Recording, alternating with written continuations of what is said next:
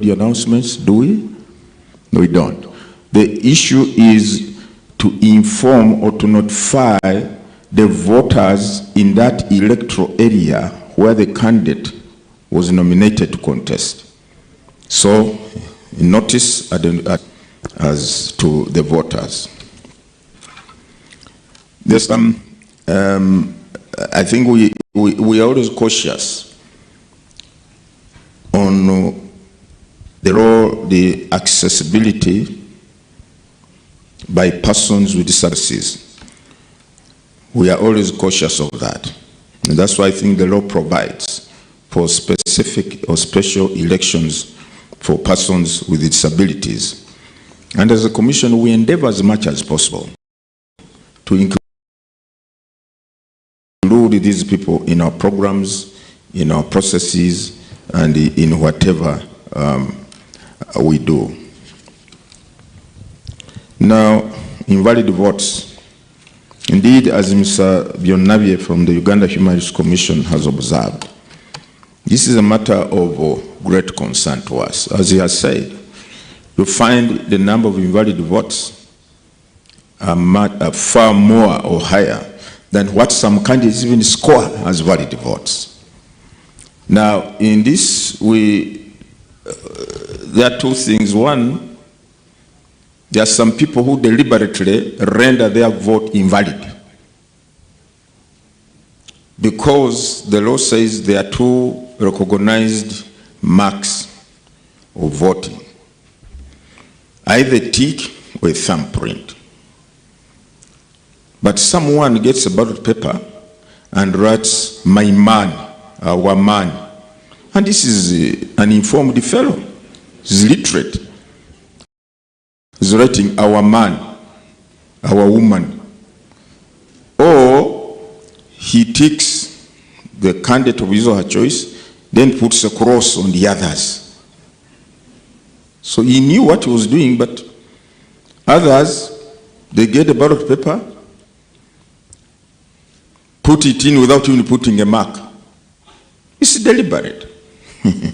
All these are deliberate or intentional processes.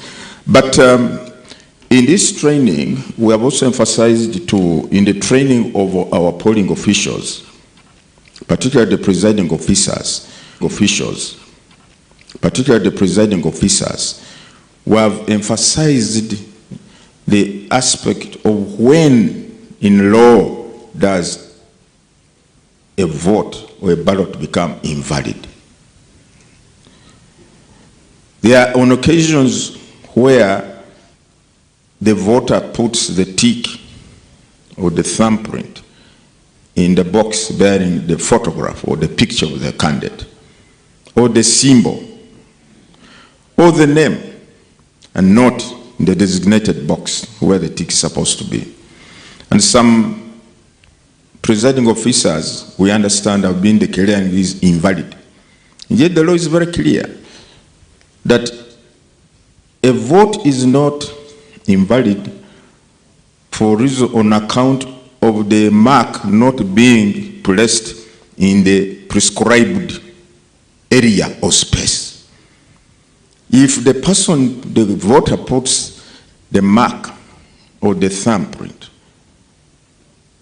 on the picture of the candidate, or the symbol, or the name, the law says the intention of the voter can clearly be discerned that he or she intended to vote for this candidate. It's not invalid. So the aspect, the emphasis on training, I've talked to my field officers and they have told me they have emphasized this aspect, that they should not render or declare a ballot paper invalid simply because the person did not put the mark in the designated space. But also, from what we have observed, because as I said, my colleagues and I, during by-elections, we've been in the field. The crowd of people around seem to overwhelm at times the officials managing the process of counting. Our process here is so transparent. I don't know whether it happens in other countries. The presiding officer gets the ballot paper and shows it to everybody. Then the people around they shout, "Oh, that is invalid," in a local language. Kafu. Kafu, invalid. Now because it is a crowd, the raucous is so high, at times the presiding officer gets it. I was there, I was around one time. I think I was at one of the polling stations in one of the by-elections somewhere. It was a rural constituency. I happened to be around during counting. The voter had placed the tick outside the margin of the box where the tick should be. This is the box where the tick should be. The tick was outside the box. The crowd shouted, "Kafu!" I said, even though it is placed outside the box, but you can see it is within the line of the box, but outside the box. So really, the intention can be discerned. So, but that's when the presiding officer gained some courage and said, "Oh yes," but the noise, the voices of the people around had intimidated him. So that's why we are saying we need to have some kind of control on who should be around the polling station, shouldn't. That's why we are saying, and we have tried to explain this. When we say, I think it is better for people when they have voted, although the law allows them to keep around, first give space for other voters to come. Leave a peaceful process to take place. Just leave it. Because the issue of invalid votes is not because all of them are actually invalid. So we have emphasized that point in our training programs, that the law provides as long as the intention of the voter can be understood or discerned, even though the mark is not placed in the right space or box, that is not an invalid box. Thank you, Mr. Byonnabye. We shall again emphasize it over these remaining few days so that on 15th, the presiding officers, should be in position to distinguish between what is actually invalid vote. The invalid vote is where the tick crosses from one box to another. That is clearly invalid. From one box of this candidate to another box, that is invalid. Or the thumbprint somehow crosses from one box to another. Then you can't tell the intention of the voter. Was he voting for this candidate, the one below, or the one up? That one is different. Now, the register, the voters register, the law provides that every candidate or political party which has presented candidates be given the polling register.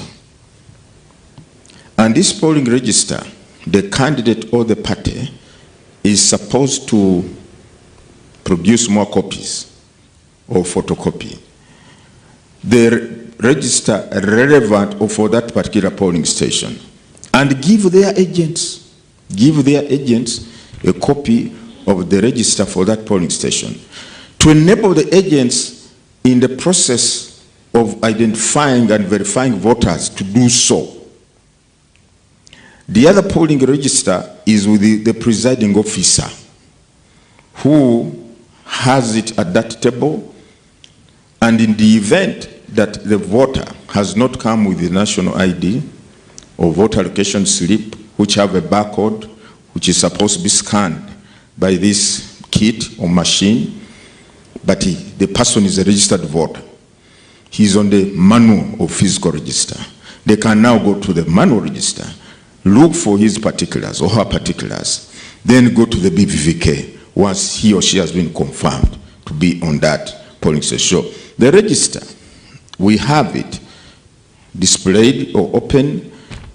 It is with the agents and it is with the presiding officer. And we want to encourage all agents, please, can you avail, candidates and political parties, avail your agents at polling stations with copies of the register. And secondly, or distinguished guests, the Electoral Commission offers to train candidates' agents for free. When we are training our other polling officials, we also train the agents of the candidates on the modalities, on the going zone at the polling station. Because at times some of these agents report on account of not being conversant or acquainted with what goes on at a polling station. Now, I regret that we did not carry the disaggregated data, but I can say generally, I think in terms of percentage, the female voters at 51% and the male voters at about 49%. The female voters are far more than the male voters, but I think by about 1 million, isn't it? By about 1 million. But we shall avail you the disaggregated data between now and polling day. We have it, only that we forgot to carry it with us here to the commission. I think those are the questions so far. Is there any question I've not answered? Thank you. That's it, Lord Chair. Numberless vehicles. No, Afande has one question to answer. Numberless vehicles. Yes. I don't know whether the traffic rules are permits those ones also. Thank you. Thank you, Lord Chairperson. This contravenes the traffic laws and regulations of this country. But as you realize, the situation during campaigns and elections has its own dynamics. And perhaps on our part, I could say some level of restraint was exhibited, but that's not allowed. And it's good that we are seriously identifying this as an issue. We shall have more efforts and processes to ensure that this does not occur, because eventually it could also bring us some other unwanted situations where you can't properly identify the motor vehicles concerned. I thank you very much. Thank you very much, Lord Chair and Inspector General of Police, for those thumbprint. So in case this such voters appears, what is the option? Because this happened in the previous elections, they were missing out because they were missing out they didn't have the thumbprint. So we want to know SARS well equipped on how to do that. Thank you. Point made. Yeah, the gentleman in maroon. My name is Isaac Ranga, and I work with Figures and Accountability, Hotel Africana. May I ask the Electoral Commission of Uganda a different sort of question? Will you publish in advance a duty of care, standard for election operations, clear instructions that prioritize de-escalation and lawful crowd management at polling and tally centers, and then publish afterwards a handled, and I'll say it again, handled, and what was changed when things went wrong? Thank you, Isaac. Number 5.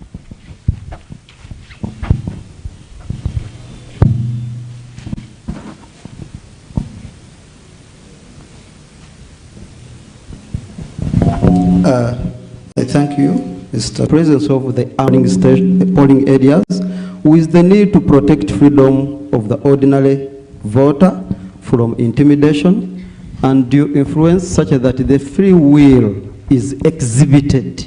We have an environment that is not intimidating an ordinary voter. I thank you. Thank you very much. Lord Chair, these are 5 interventions.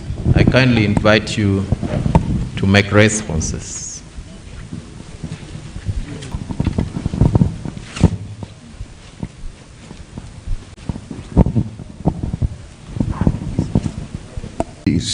What have, there is an amputee,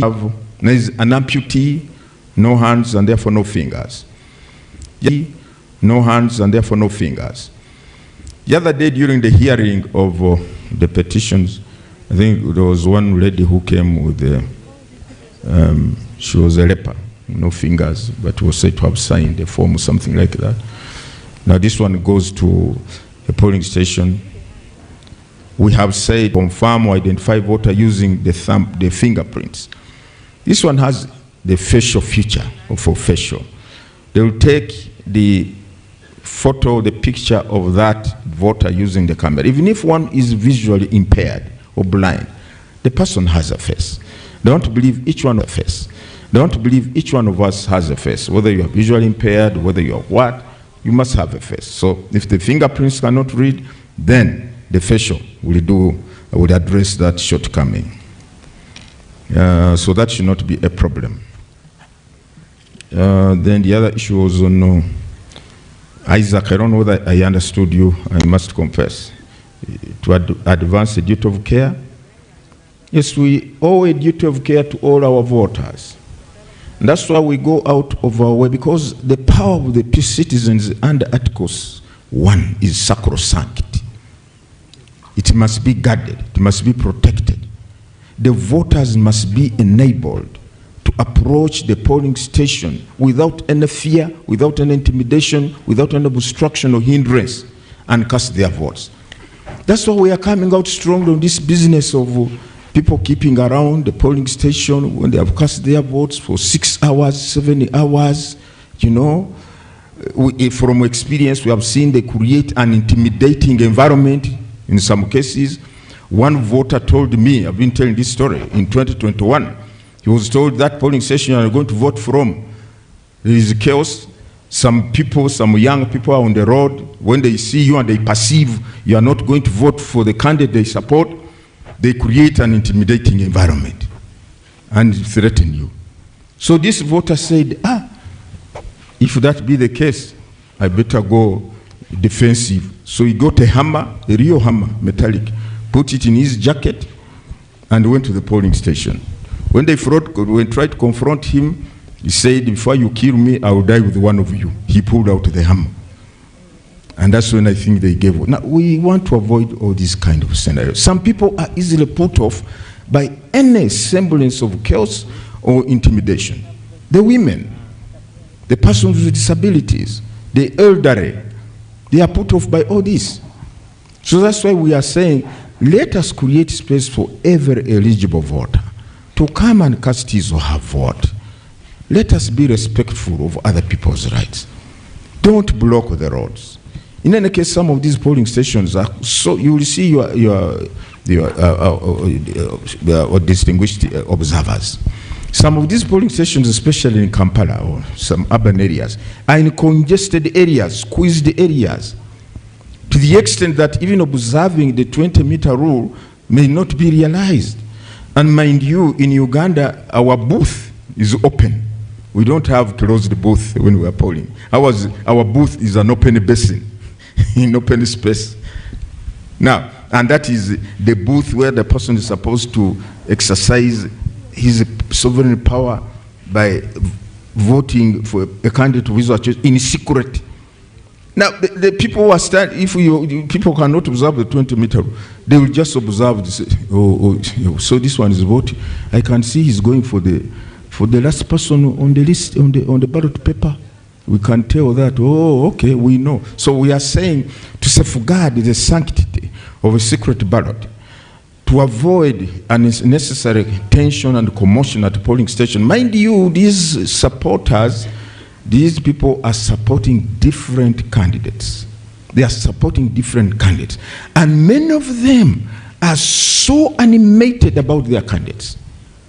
They are so worked up by their candidates They are so supportive of their candidates. They don't want anything to stand in their way or the way of their candidate winning this election. You put these people in one location for 5 hours, 6 hours. Who will contain the situation? I think even Afande's people might get overwhelmed in that situation, because we are talking of 50,739 polling stations, all of them running at the same time. And each polling station has on average 600 voters. Some polling stations are what we call polling centers, which were split from, say, voters whose names are in this alphabetical A to M, one polling station here. Another one about 5 meters away. Another one about 10 meters away. They are all in one location. If you have about 4 of those, or 5 polling stations in one center, those are about 3,000 voters. You tell 3,000 voters to remain within a radius of 20 meters from the polling station, 3,000 from morning to evening or to counting time of votes,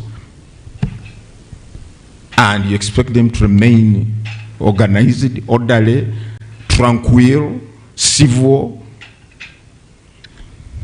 So we must create an environment that allows all voters to come and cast their vote. So, Isaac, the duty of care is to give assurance to all voters, come and cast your vote. Secondly, we are going to, unfortunately, we have not come with the toll-free lines. We are going to give the public toll-free lines on which there will be, we shall have a call center which will be manned by the commission and other members and other people, other agencies. These toll-free lines are to allow or to enable voters to call and report any incident in their polling station or area, so that prompt and swift response can be organized. But by the time, at times when the response mechanisms are actuated, the harm is already done. We have gone to polling stations by elections. By the time the chairman gets there, they have already destroyed the box.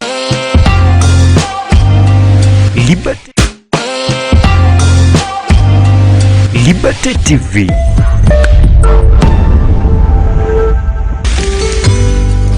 Your window to the world.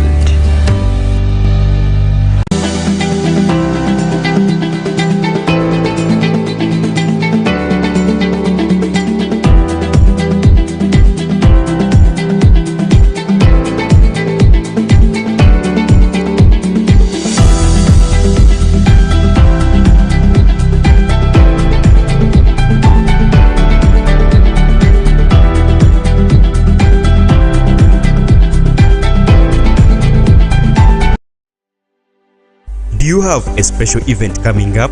G Events Africa, we make your moments unforgettable. We do live streaming of functions, photography and videography, graphic designing. We have the best event MCs to keep your function lively.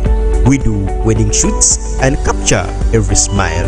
And don't forget, we host the funniest comedy night in Kasese Municipality, commonly known as the Lakunja. Find us in Kasese Municipality, or for more information. We have 8 presidential candidates. Those are already 16 agents inside the polling station, lawfully mandated in law to be inside the polling station. We have, in many areas, we have not less than 5 parliamentary candidates, or even 10. In Kampala, I'm told some of them have 20 parliamentary candidates. Those are already 40 agents, plus 16 agents for presidential candidates. Those are already 16 vote protectors, safeguarders, and so on and so forth. So, for goodness sake, to avoid these unforeseen circumstances or unforeseen developments or scenarios of chaos erupting, it happened in 2021. I was telling the excellencies, the ambassadors, the other day, that in 2021, there were some polling stations whose results we could not declare. Why? The people around, see, Ugandans, not foreigners, Ugandans who had kept around, They developed misunderstandings, they started quarreling, they fought, they beat one another, chaos spilled over to the polling station, they destroyed the ballot boxes and everything, and the results from that polling station could not be declared. Imagine the voters at that polling station, the law-abiding citizens, they had left their homes, they had gone to these polling stations, they had cast their vote in the assurance that their votes would be taken into account.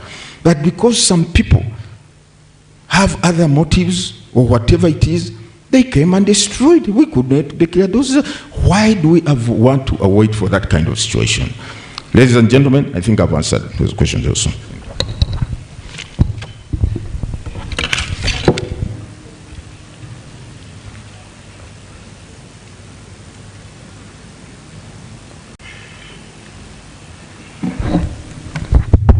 Thank you very much once again. I think I'm lucky this morning. Most of the inquiries are being helped by the Lord Chairperson, and therefore mine is basically to emphasize. The other issue was, will the observers be identified by the security? The answer is yes. As explained by the chair, they have been accredited, and we shall only have to emphasize to our people. The only thing is the other emphasis will be sure that they are the observers, so that we don't have intrusions by people who may want to disorganize our activities. Maybe I need to explain also on the issue of interagency, which I mentioned. If you recall, I first started with the informing all of us that the security situation is normal in this country, and this is courtesy by the police, supported by other security agencies.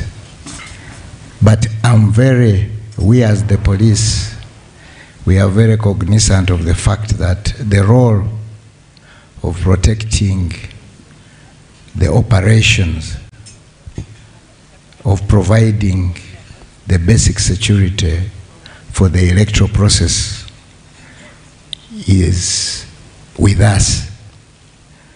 But we cannot do this in isolation of other general security concerns, and that's why we are a lead agency.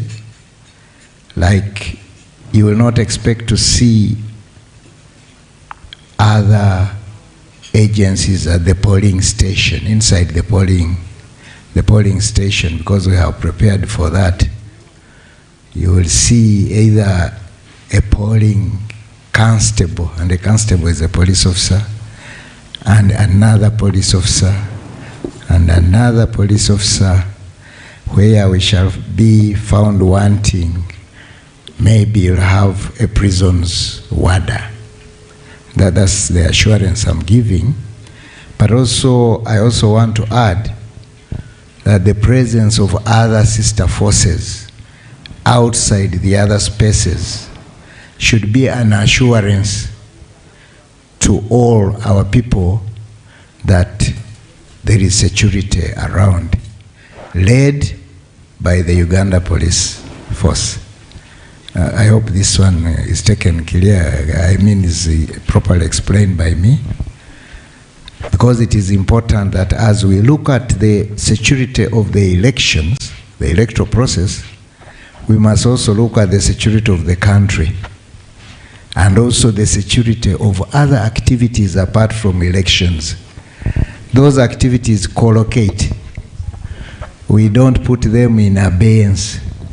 And from my presentation, I'd like to recall that I also mentioned about other threats that could easily come in and disorganize our electoral process.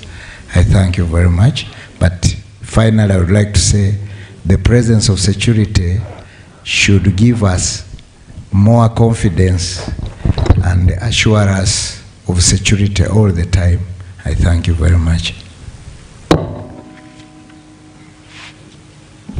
Thank you very much, Lord Chair and Inspector General of Police, for those clarifications. All observers will receive detailed information book in the pack that you are going to receive from the Secretariat. We have a free toll call center that is indicated there. We also have a chargeable line, which is not free toll, but they are both indicated in the pack that you will receive from the Secretariat. I also wish to state that this activity was scheduled for 1 hour. We are now 45 minutes into the activity. We are coming towards the closure, and in the interest of time, I'm going to take only one more round of 5 people, and then we shall have the interventions and we shall end this activity. So let me have the two. I can see 2 hands behind there. Then I can have 1 hand here and 2 there. Let's pick 2 from behind. There are quite a number of hands up, but we shall have only 2. Then 1 here, then 2 here. So we can begin. Okay, thank you. I'm by the name Zindaula Bakari from Intellectual Aid Network. My question goes to the chair. As you have said that it's not good for the people to hang around after elections. But I would like to inform you that even though they have agents, when the election reaches to a stiff time, some agents are always abducted by the security. I don't know whether you are very aware of that. There are agents abducted, taken off from the electoral centers, and then the counting you are making like that there are like 10 MPs with more than 40 agents, then it loses the meaning. Secondly, I heard that those ballots are going to be passed through the machines to prove the originality. My question goes to the DRR form that transports the results to the collection center of the results. Is it also first approved that's the original DRR form, or it can be any paper of any kind? Thank you. Point made. Thank you very much. The second hand. Please pass the microphone. No, not you, please. I'm seeing a hand up there. Pass the microphone to the hand up there. Yes, yes, exactly. There's that hand. The hand. All right. Yes, thank you, sir, for that. My name is Mpaji Wilson Praise from Rise Women of Valor Ministries. And our core value is to keep our communities safe, especially on gender-based violence. So my question is, there are some, there are polling assistants and presiding officers in the election. And some of these are young women, some of them are older women, but when we do the tallying of the votes and counting, the process ends a little bit late.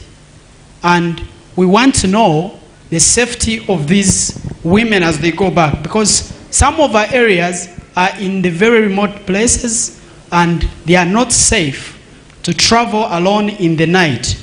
So how safe are our women from that? Because remember, they have already taken time and they are intimidated, whether they are favoring someone or not. So how well are they protected? Thank you. Thank you. There's a hand near the camera, the hand which is up there. Let me use my prerogative to give him an opportunity. Yes, please. Thank you. My name's Mwenye Hashim from Society for Peace and Development Political Party. Mine goes to the chairman.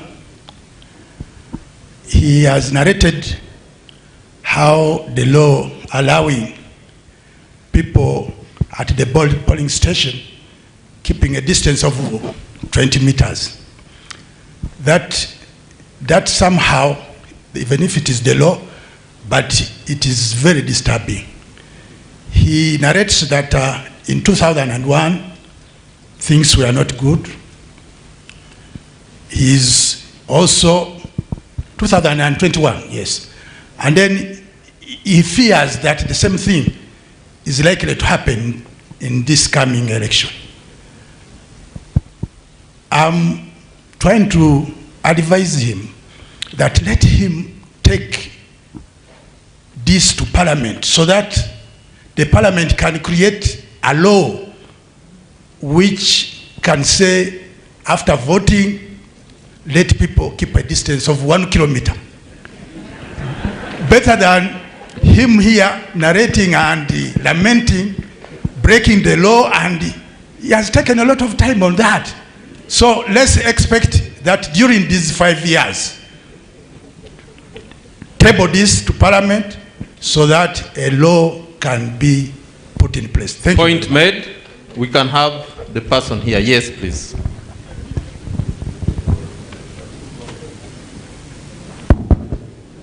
Thank you.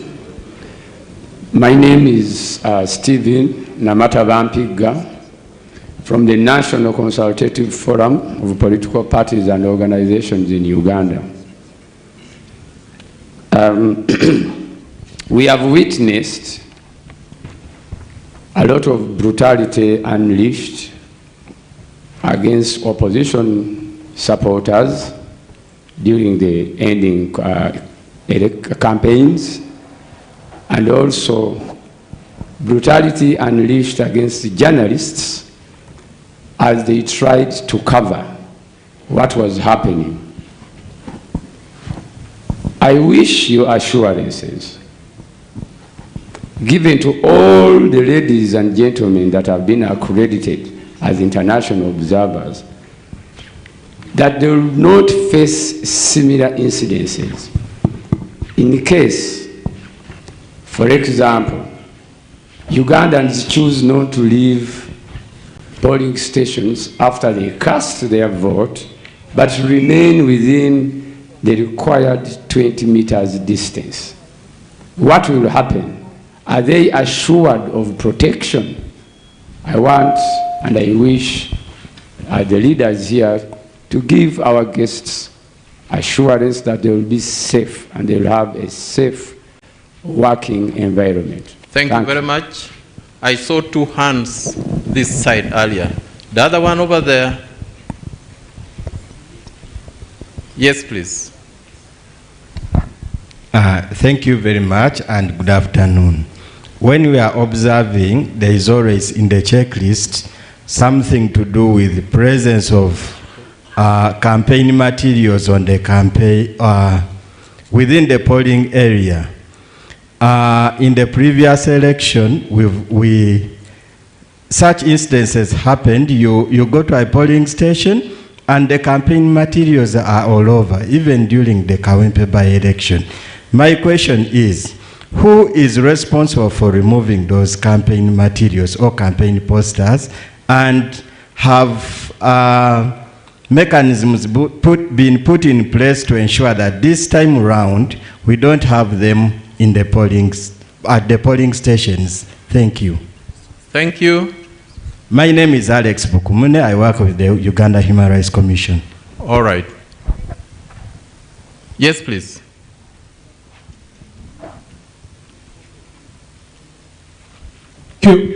Thank you very much, moderator. My name is Omara Apita. I'm a commissioner at the Uganda Human Rights Commission. First of all, I would like to thank the Electoral Commission, through the chair, for walking this long journey of preparing for the 2026 elections, working with many different stakeholders and partners, including with the Uganda Human Rights Commission. The Uganda Human Rights Commission will be deploying 121 observers across the country. And they will be deployed out of our regional offices, 12 of them which are in the country. Maybe for the information of others, the 12 regional offices, if I can mention them quickly, Arua, Gulu, Lira, Soroti, Jinja, Masaka, Kabale, Fort Portal, Hoima, I think the Moroto. So we will be having these 121 observers also out there. Now our question is, how many polling officials will run the elections? And how many polling officials do we expect per polling station? This is what we just wanted to know. I wish to thank you very much. Thank you very much, Lord Chair. These are 6 issues that have been raised by participants. But Lord Chair, due to public demand, allow me pick 2 more, and I'll invite you to intervene. You can see the hands that they are overwhelming. But let me pick the gentleman who stood up without permission to make his comments.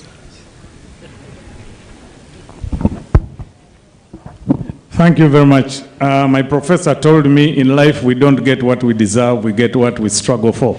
That's why I stood up. I've got one question with 3 parts. One is I have taken part in my name is Kennedy Mutenyo from the Democratic Party, the second longest surviving political party in Africa, after the ANC. And I've participated in about 7 elections. Thank you very much, Commission. I was watching TV yesterday and I saw one of your officials in church explaining that when a voter comes, he will get 3 ballots at the same time.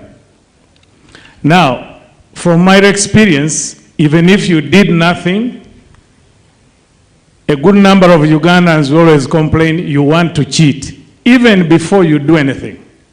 So, what happens, because I experienced it in Mbarara myself, you give 3 ballot papers, and this voter walks. If he finds the ballot of the woman MP in the president's box, and then the president's ballot box in the area MP, how you need more explanation on this, because they will think you are cheating. 2, I hope my question is clear. 2, I'm not from the media, but I want to speak on behalf of the media. Some authorities, legislative authorities, have started dictating to the media what to inform us. We will not be on Entebbe Road at your Tally Center. So we are going to rely on media houses. I would want to hear from the Commission what the media can publish and what they cannot, not another legislative authority. 3rd and final is on security, both for you, the commissioners, and we, the voters. I'll not mention the name. I was an agent in Kawempe by-election.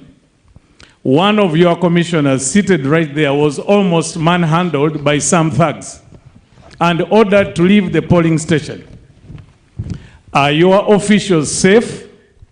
Are we safe? If a rascal comes and tries to handle an election official, what happens? Thank you very much. Thank you. Thank you very much. I don't know whether we have a lady amongst the hands that are up. There is one here. We can create others. Thank you for honoring me. Yes, please. I'm Hainza Rose from Patriotism Uganda.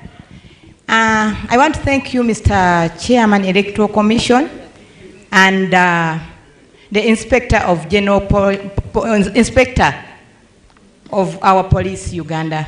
My concern still goes to the where they say, where the Mr.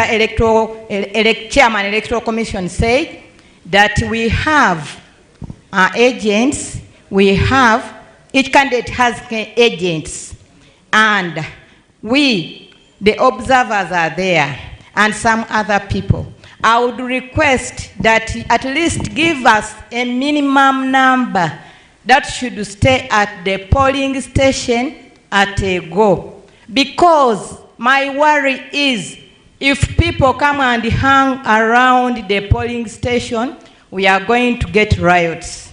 And the elderly, the PWDs, and the women will not go for voting. Thank you so much.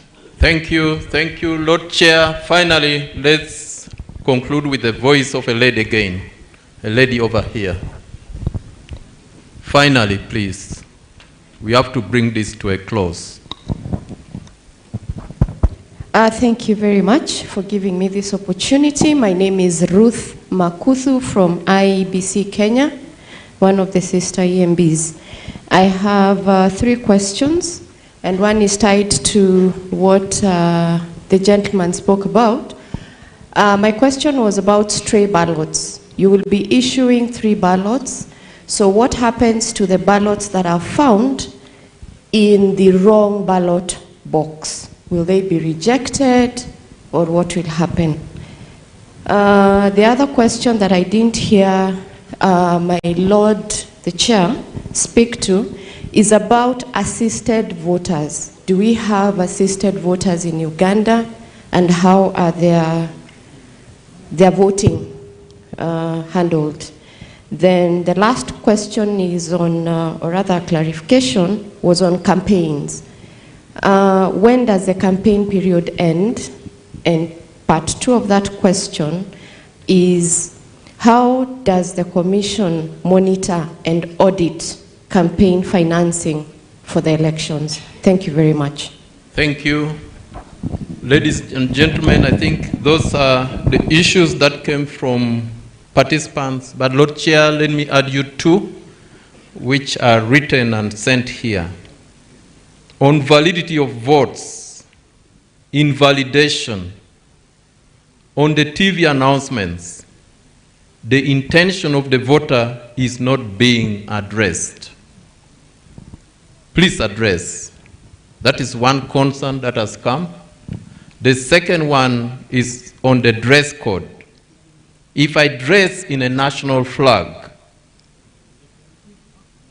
color, advise, or if I come with a national flag, please guide on the implications. Lord Chair, I wish to take this opportunity to invite you to come and make responses. Thank you very much.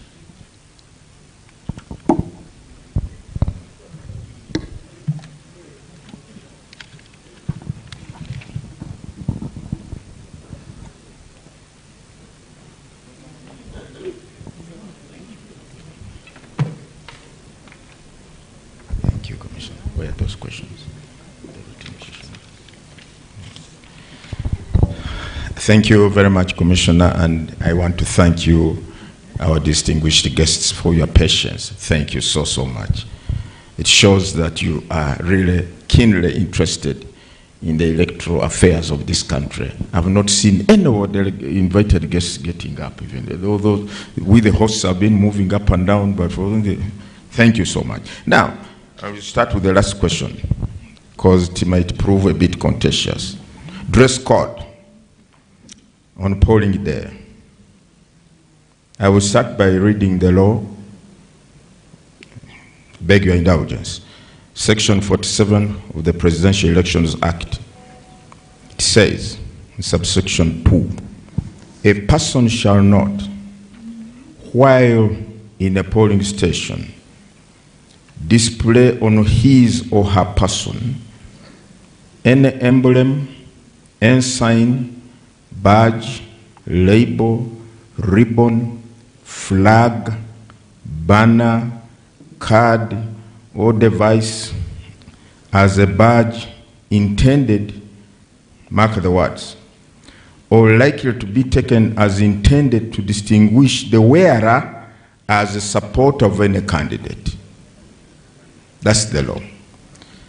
Anything, any dress, any object, any banner, candidate's portrait, any flag that might be taken as intended to distinguish you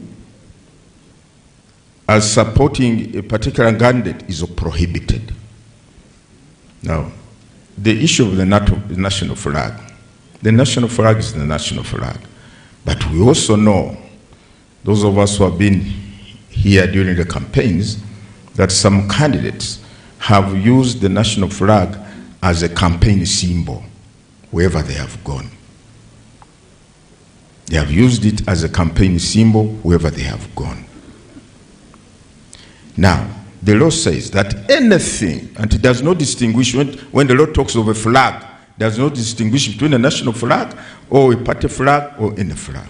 It says anything, any flag that might be taken as intended to distinguish you as a supporter of a particular candidate is prohibited at a polling station.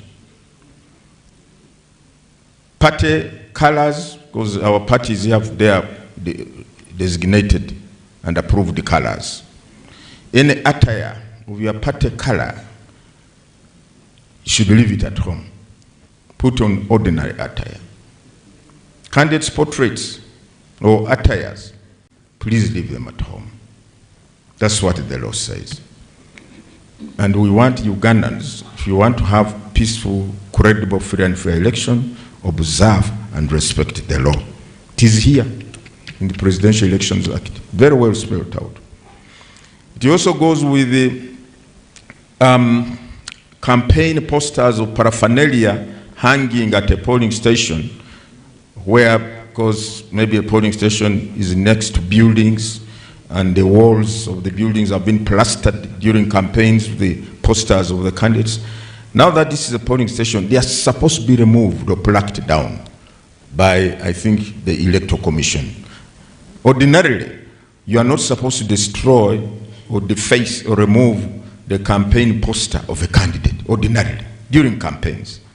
But once campaigns have closed, and this area is now a polling station, all such paraphernalia should be pulled down. And I think, thank you for raising that question. Commissioners, we should emphasize to our staff that any campaign paraphernalia should be pulled down from polling stations. The polling station should be devoid of any candidate's portrait or symbol of a political party, and so on and so forth. Those should now remain on the ballot papers, which the candidates, which the support or the voters are going to be issued with. Now, I will start with a question from our sister from across, Ruth.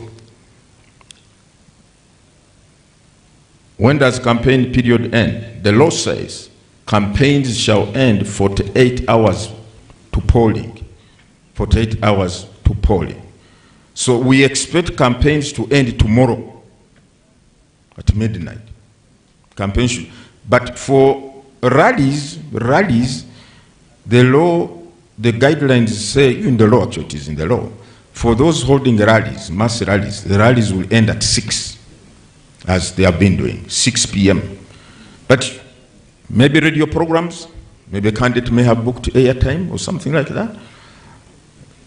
In the evening, when most listeners or viewers are at home, but essentially 48 hours to polling, that's when campaigns stop.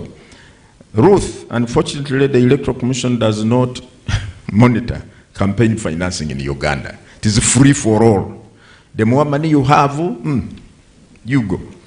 We tried, National Consultative Forum endeavored in 2020 to introduce an amendment in the law to cap campaign or political financing.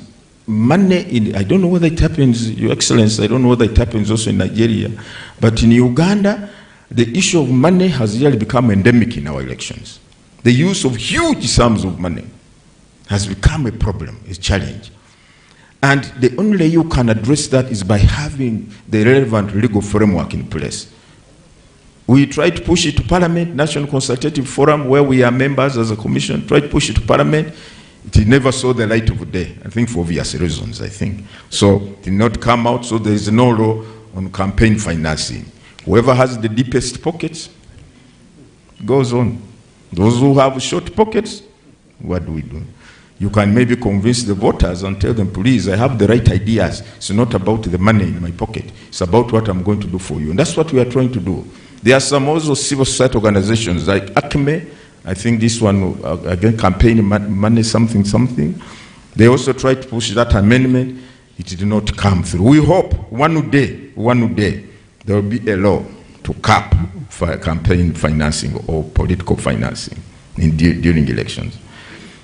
Then the other issue was, yes, I think they have raised something very, very, very, very critical.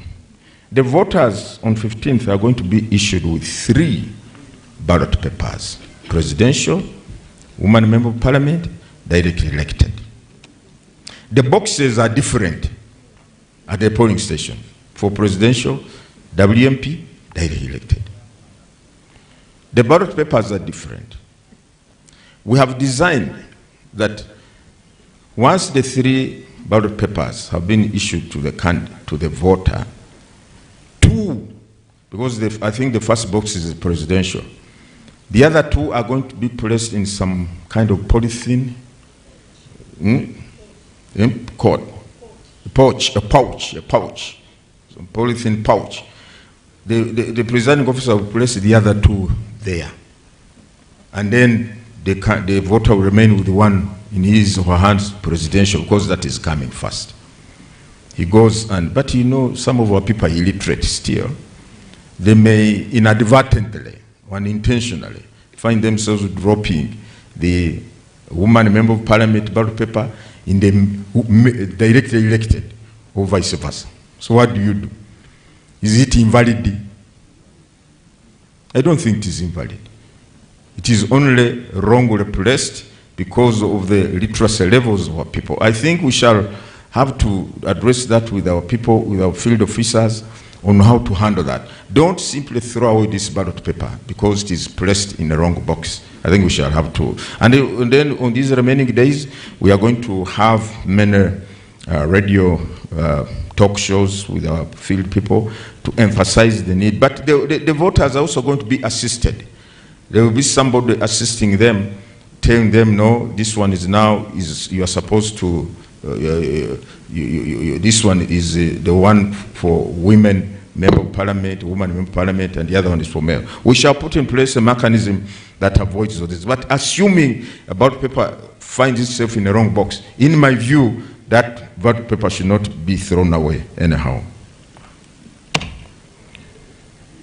Yes, Rose, yes, we cannot, unfortunately, we cannot prescribe the number of people who should be at a polling station because those numbers are prescribed in the law. For instance, if the law says each candidate is entitled to 2 agents, if there are 20 candidates or 30 candidates, you cannot restrict them to 1 agent, no. They just have to be 60 or 70 or whichever number because the law allows them to do that. So that is one of the things, and that's why we've been emphasizing.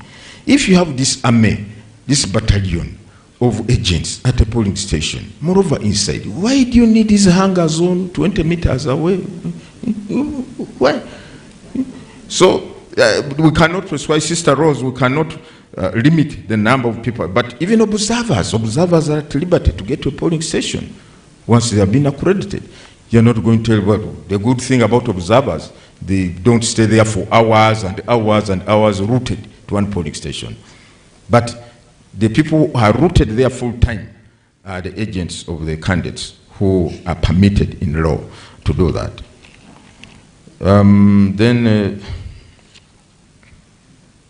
What the media can report on? Well, I'm not a media person. I don't know the ethics of do they have a code of conduct? I think they also have ethics. Every profession has ethical conduct. I think they're supposed to report. I don't want to guess what they're supposed to report. But I don't know. In this process or the quest for a free and fair election, peaceful election, I think we should try to promote elements, aspects that ensure there is peace and stability in our midst. And therefore, the media, who are entitled to do their work in accordance with the principles of journalism and so on and so forth, and should also be cognizant of that we should also promote peace and stability in our country. Because at the end of it all, when the 15th is gone, when the 17th is gone, when we declare the final results, we shall have this entity called Uganda, which shall remain for the people of Uganda. We shall remain here. Our guests, our visitors, will go back. But for us, whom God created and said, you are Ugandan, I think let us be mindful of what is good for Uganda and what endangers Uganda, what promotes the kind of Uganda I want. And I've been telling people, we should always ask ourselves, all of us in positions of responsibility, positions of leadership, positions of decision making, ask yourself, is what I'm about to do for the good of my country or not? If it is for the good of me as me, but not for the country, let me not do it, because it endangers the country. Let me promote that which is good for the country, so that at the end of this election, we have peace and stability like we have today. That's why I was telling our distinguished, wonderful guests that you are free to move to any part of the country. The IGP has not said, don't go there. There are issues in that part of the country. You are free to move to any part of the country. It is peaceful and stable. To me, that is the icing on the cake. Peace and stability should not be compromised in whatever way or circumstance. If Erasco tries to manhandle an election official, of course, my brother, what he witnessed in Kawempe was unfortunate. But IGP is aware. We have discussed the good, the bad, and the ugly that we witnessed in Kawempe. And I can assure you, we are not likely to see a repeat of such scenarios as we saw, because all of us owe it to our people to have peaceful processes. Now, yes, how many polling officials? Now, we understand we are going to have about 7 polling officials at a polling station, including the constable, the polling station constable, the polling station constable. There are about 7 who are supposed, but these are clearly distinguishable. They put on the aprons labeled EC with the logo and the labels of the EC. These are there. But agents, all they need to do is to bring letters of introduction from the candidates, and they introduce themselves to the presiding officer. I'm an agent for candidate so-and-so, I'm an agent for candidate so-and-so, I'm an agent for candidate. What is not permitted, and I repeat, is anyone coming with a tag or a label that I'm a vote protector for candidate so-and-so. The concept of vote protector is alien, is not known in the electoral laws. What is known is an agent of a candidate. So anyone who comes to a polling station with a tag or label of vote protector for candidate so-and-so. When I use the word masquerader, they say they came against me with a brick of tons, a ton of bricks and so on. But that's what it is. Let's have designated people in a law at a polling station. Observers, yes. Agents, yes. Representatives of political parties who have been accredited, yes.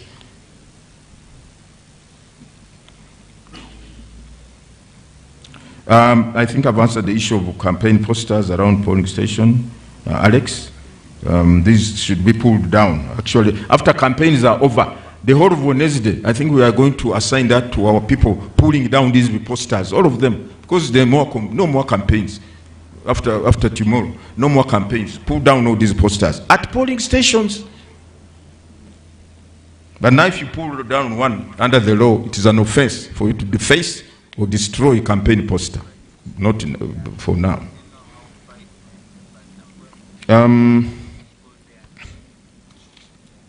On the issue of brutalization, if that word exists in English, brutalizing supporters, Afande, you're the one going to answer this, because this one is too hard for me to answer. Mr. Mwinyi Hashim, yes, indeed, as you have said, we are cognizant, we are aware the 20-meter distance is provided for under the law. But you see, the law does not apply in a vacuum or in abstract. You must contextualize it in the prevailing or existing circumstances in order for you to give full purpose and meaning to the law. If the law creates an absurd or unfortunate situation, should we just... So I know that for the law to be said not to be operated as it says, Parliament must amend that law or repeal it, whichever. You are right, I agree. But we are saying, in light of what we have experienced in the past, in light of the fact that we want a credible, peaceful, free and fair process, in light of the fact that we want every voter not feel intimidated, in light of the fact that we want to safeguard the effects and the processes and the outcomes at a polling station, do we say, let it be business as usual, when we have empirical evidence to show that when people keep around, this is what is likely to happen? That's where we are coming from. But we are aware this is the work of Parliament. Maybe come 2031, those will be there. Maybe this would have been looked into. Rice Ministry. Some polling assistants are young, some are old. Yes, I think it's a very critical matter, especially our female polling officials whom we employ. They have to go back home. But the first point is the people we recruit, ladies and gentlemen, as polling officials are from the communities where the polling station is best. We recruit people from those communities where the polling stations are located. We don't get someone from Mbarara and throw him to Mbale, about 100 or 200 miles away. No, they are from those, and therefore we think or we expect them to find it easier to get back home. But we'll give them an allowance which is caters for their mobility, transport, and so on and so forth, so that they can, in Uganda, Your Excellencies, I think you have seen, we have this common mobility called border borders. I hope they do not be a hindrance to, as you are coming to the commission. They ride anyhow. Those are everywhere in the villages and so on. So they are utilized in the cities, in the rural areas to move people. But we think this is something we should look at, that we should safeguard our female officials whom we recruit to work on that day. Yes, someone raises a fundamental question. Agents being abducted by security, that's not permitted. An agent is recognized in the law. An agent is recognized in the law. An agent is legitimately, lawfully, and officially at a polling station performing functions that are pertinent to the conduct of a free and fair election. Why should they be abducted? For what? They should not. They can say this unequivocally. An agent who is authorized to be at a polling station should not be abducted at all or arrested. But if the agent is committing a crime, that is a different matter. Because the fact that you are an agent does not place you above the law. But to arrest someone merely because he or she is an agent of a candidate is not permitted. And I think we are going to ensure this does not happen. DR forms, yes, thank you very much. I forgot one aspect. The DR forms of 2026 general elections also have a barcode. They too are going to be scanned by this kit. The DR forms also have a barcode. They are going to be scanned as well by this kit to authenticate them. Now, if any strange DR form finds itself to the national tally, to the district tally center, to the returning officer, I think it will be sorted. This is something we want to tell you. I think those were the questions. Now these written ones.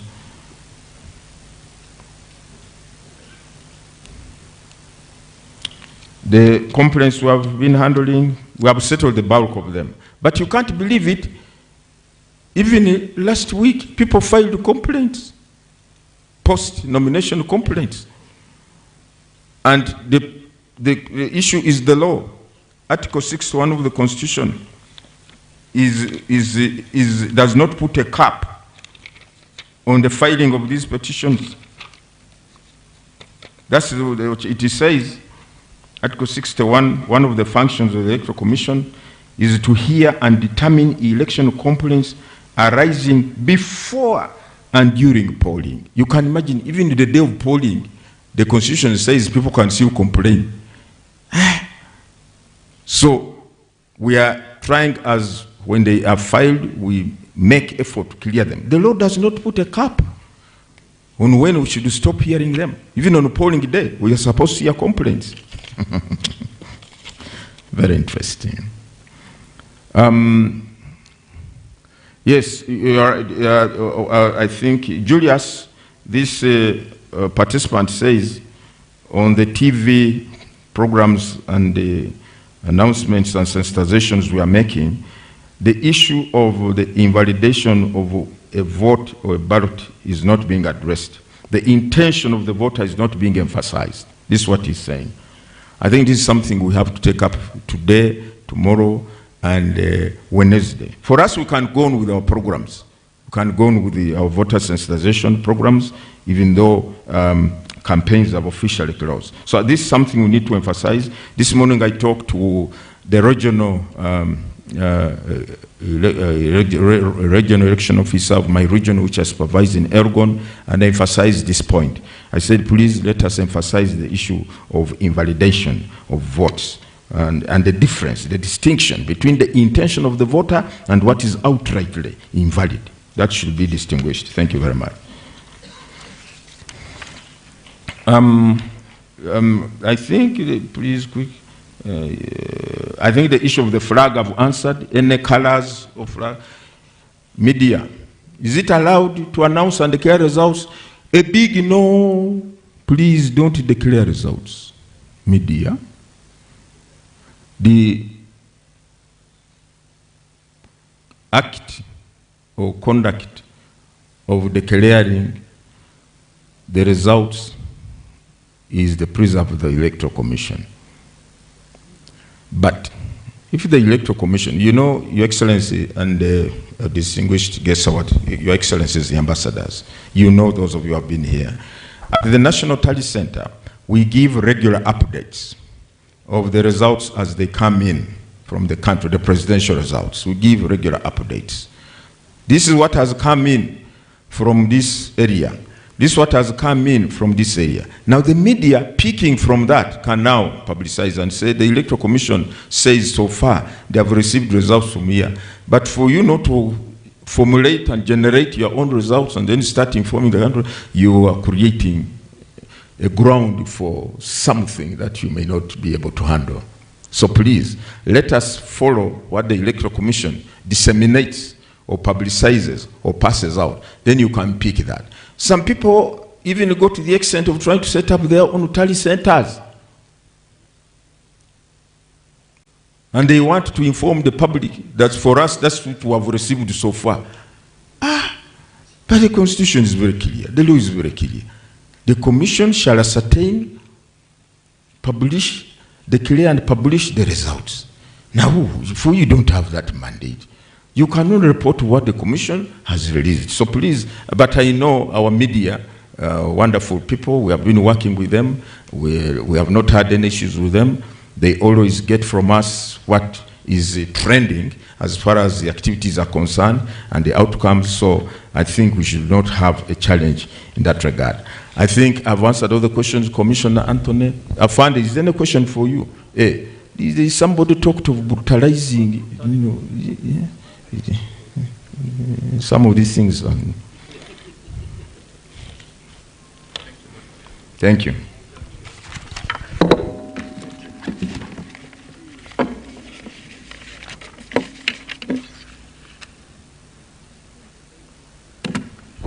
Thank you, Lord Chairperson. I think mine is to make a statement here, because what most of the issues being raised are very genuine and pertinent concerns of what might happen. I'm also giving you my preparedness about what will happen in the area of security. I've already given my statement to the people of Uganda that I'm going to provide the adequate security required. Definitely, this gives me more energy to do better and do more. Talking about abductions, that's criminal. An abduction, I think, under the law, if you are talking about law enforcement, you would be talking about an arrest. But where there is an abduction, it means the police needs to get concerned and ensure that no abduction takes place. Serious concern about the safety of the women. That's why I stood here and said we are going to ensure that we play our role and ensure that all people are left with free will to exercise their rights, and that we are going to do to our best of our abilities. The other one is the same. Agents mishandled by thugs. Security is required. That's why we have mapped out all these areas, given responsibilities to the different players. But above all, we are confident that the national security infrastructure will not fail to deliver a peaceful environment to the Ugandans. I thank you very much.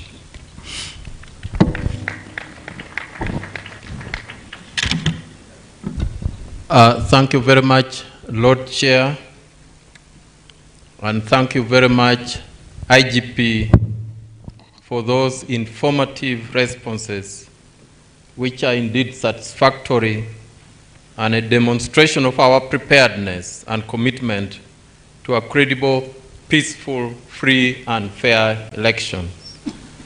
Lord Chair, our call center number for the benefit of the public and everyone else is 0800-252-700. This is a toll-free number. I repeat, 0800-252-700. Then the chargeable line, which is not toll-free, is 0326-809-100. I repeat, 0326-809-100. Distinguished participants, indeed we have received very valuable questions, comments, and clarifications touching on election roadmap, observer roles, and security coordinations. I thank you all for your constructive engagements for God and my country. Thank you.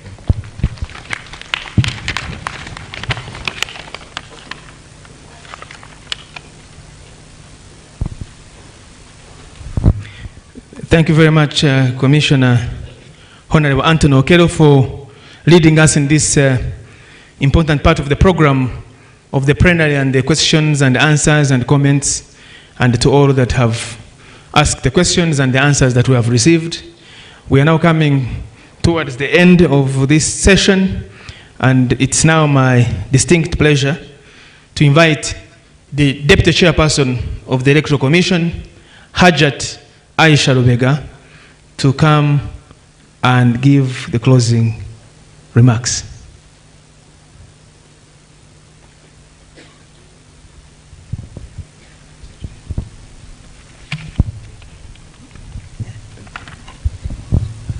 Thank you so much.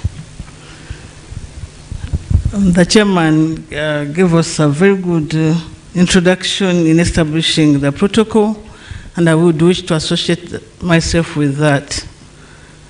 I'm so excited that we're having all of us up to this time listening to what the Electoral Commission has to give to make sure that come 15th, we all appreciate all the efforts that Electoral Commission has put in place to have a credible, free, and fair elections.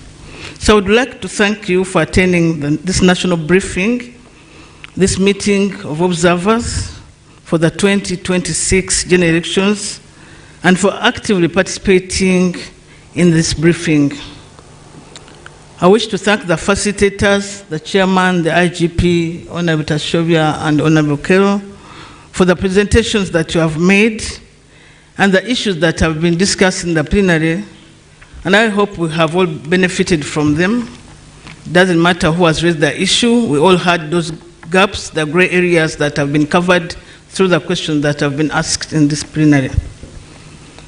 I would like to thank you participants for your responses to the presentations and the manner in which you have carried yourself and the tone, the question, the way you have raised the questions. We want to appreciate it so much. It is going to help us to put a keen eye on the areas that are pointed out so that if there are any improvements to be made, we can still make them. And if there are any issues to raise with ourselves, we can still raise them and improve on our electoral process. Your presence, the national observers and international observers, is an indicator of the interest that you have, that the nations that you represent and the institutions that you represent have in Uganda, and the peace that Uganda should be enjoying, and the democracy that we should be enjoying. All those ones are embodied in the bodies that you are representing and the countries you are representing, and the individual CSOs that are coming in here to see what we have to produce. The Commission is particularly pleased to see an increase in the number of national and international observers, and this one is encouraging. We are encouraged that probably there was a lot of civic education done, and we attracted national observers, and we hope that come 2031, we shall have double this room for observers, because it's extremely important when people take interest in this exercise, because this is the foundation of the democracy of the country. So as it has been recognized, election observation is a valuable tool for improving the quality of elections. Observers help build public confidence in the honesty of electoral processes. Observation can help promote and protect the civil and political rights of participants in elections. It can lead to the corrections of errors or weak practices. Even while an election process is still underway, we can make these corrections. Observations can help deter manipulation, intimidation, violence, and fraud, or expose such problems if they are to occur. When observers can issue objective reports, it builds trust in the democratic process and enhances the credibility of the elections.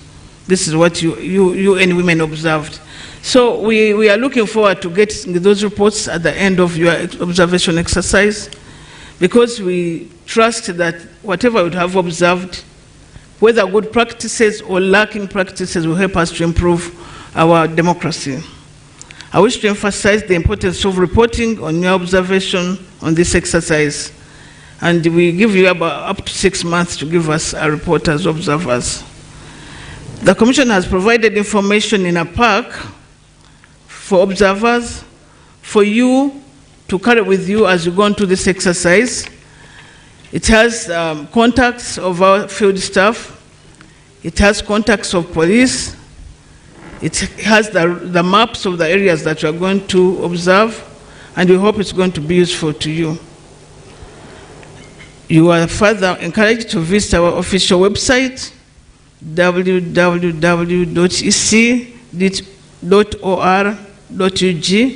and our social media platforms for any updates the Commission may give concerning the conduct of the elections.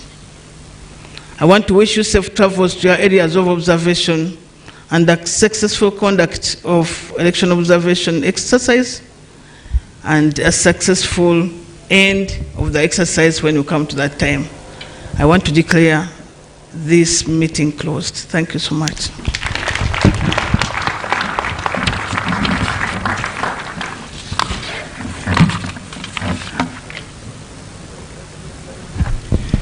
Thank you very much, Madam Deputy Chairperson Hajat Aisha Lubega, for the closing remarks. I would like to thank the Chairperson of the Commission and the Commission, the IGP, the Excellencies here, Excellency President Goodluck Jonathan, and all heads of missions and heads of diplomatic missions and everybody that is here, domestic, local, international.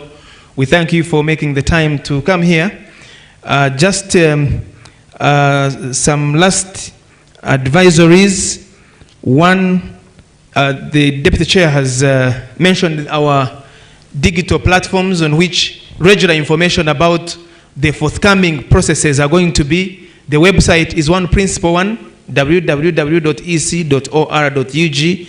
The social media handles, X in particular, for quick information, will also be in use, and it is at Uganda EC. That is the X handle. Follow it, because we'll be putting there urgent, quick information that you may need to know as you go in the field to do observation. And we can also receive the comments from there. And again, the toll-free line has also been communicated. Make use of them to keep us informed, to ask what you are seeing, to raise any issues that you are seeing for prompt response.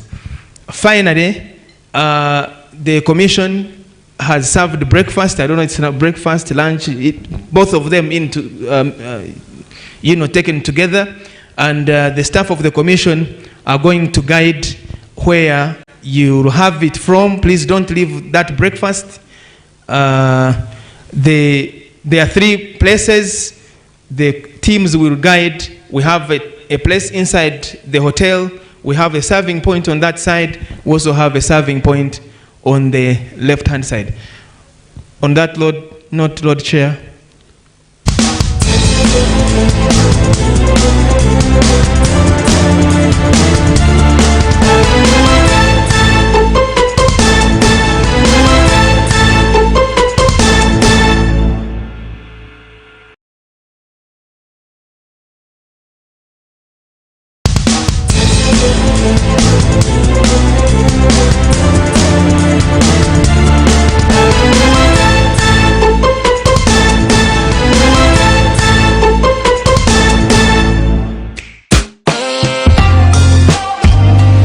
Liberty TV.